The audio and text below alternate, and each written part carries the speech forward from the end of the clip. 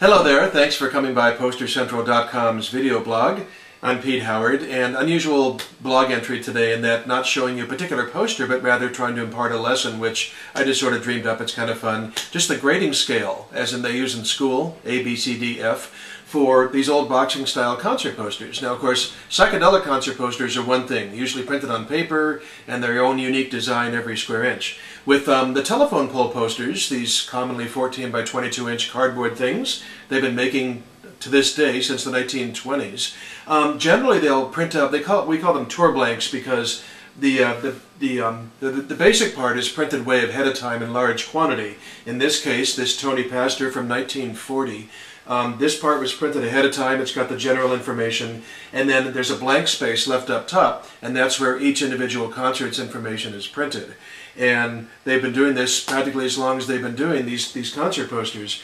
And there are telephone pole posters that don't use the tour blank method, but a huge percentage of them do. So I just wanted to real quickly show you the 5 or 6 steps the way these exist. And excuse me, I chose to use big band posters from the 1930s and 40s because it's what I have the most of. And I have every example extant, whereas take a Bob Dylan or Rolling Stones concert poster from the 60s, they're pretty scarce and collectible and pricey and stuff, and so I don't have many of those lying around, but this is a different story. Okay, end of intro, end of setup.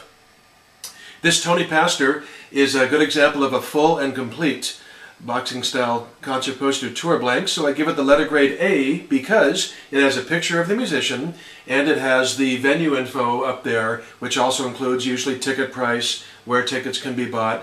In fact, this says special for ladies, 51 cents before 9. That's a pretty nice touch, but obviously it's, you know you're going back 70 years when you see that. Anyway, it's a complete concert poster because it's printed up here, so that's nice, with a photo of the artist. And I use the word photo loosely because artistic renditions still count in my silly little grading thing. There's Lou Breeze with a, as you can see, like a sketch drawing of his face. And these are all old big banders. Here we have Will Osborne with a nice drawing, painting, etching, whatever you want to call it, of his face, with some nice styling blue and purple colors going on there. And by the way, when it comes to artist photos on the poster, extra points, just like they give in school, this teacher will give extra credit for a really large photograph. Look at that, isn't that nice? That's Gene Krupa from, again, way back then. And it's a nice studio, you know, posed shot with his instrument, the drums and the shadows and everything, so that's really nice. But anyway, that's all the A letter grade. For a B letter grade, it still has a photo of the musician, but instead of printed venue info up there, it's got it handwritten in. And here's a Dick Mills big band from the Midwest from around 1940, and as you can see, it's got a nice picture of the musician, but up top, it's got Sunday, December 29th written in grease pencil or whatever that is. And it still tells you exactly when the concert happened, but it's just not as aesthetically appealing, so I give that letter grade B.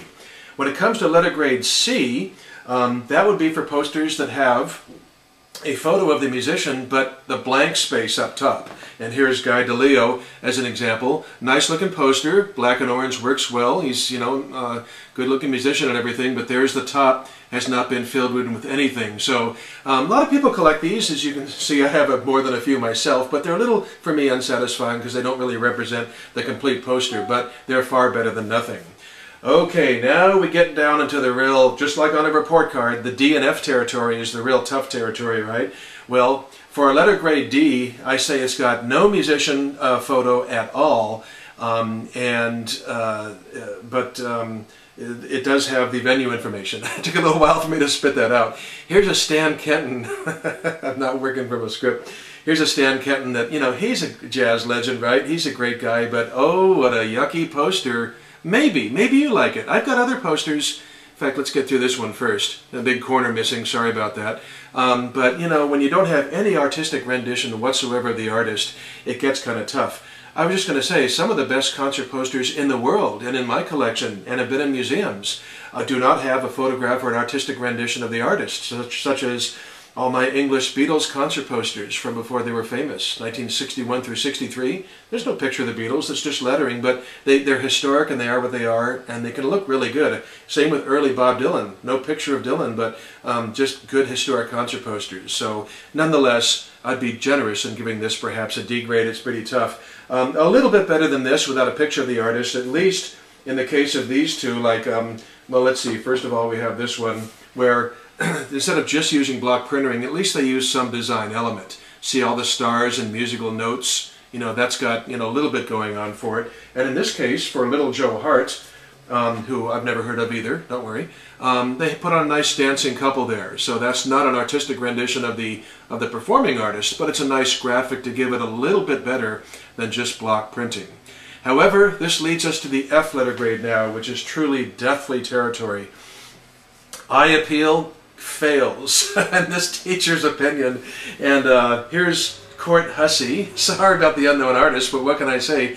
An F poster has no, you know, no picture of the artist and nothing up here. So what the heck, you know? Unless, you know, this would be unsatisfying even if it said Duke Ellington, but it says Court Hussey. You know, look at that.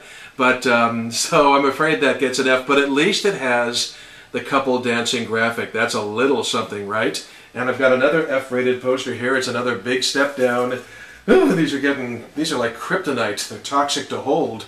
Bennett Gretton here. I've never heard of him either. That's all right. But at least it's got a musical note. Isn't that a nice little tiny bone to throw us? But, you know, these are just F-graded posters. And yes, I have one that doesn't even have a musical note to show you. And that's this beauty. Just kidding, of course.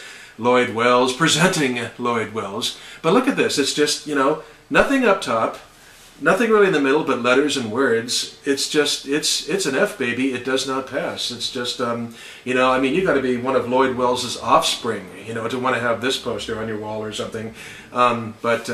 You know, it is what it is. And you know something? It's a Beatles at the Cavern concert poster compared to the next one I'm going to show you, because we're now dropping down to the, what my opinion, been collecting them over 2 decades, the worst looking concert poster I've ever seen in my life, and I dare you to come up with one worse. And that would be this one.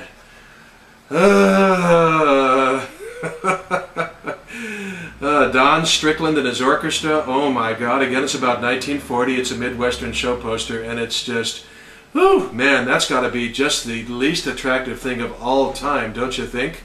I mean, for any redeeming value, for this to have any redeeming value, your last name has to be Strickland. I mean, this is just, you know, it's 14 by 22 cardboard and stuff, and I think I'd rather look at the back, you know, than the front. I mean, what were they thinking? It's possible that Strickland was real a tuxedo freak and his whole band were in tuxes, so they went for the black and white minimalist look. But boy, it sure stinks as an art piece now, doesn't it?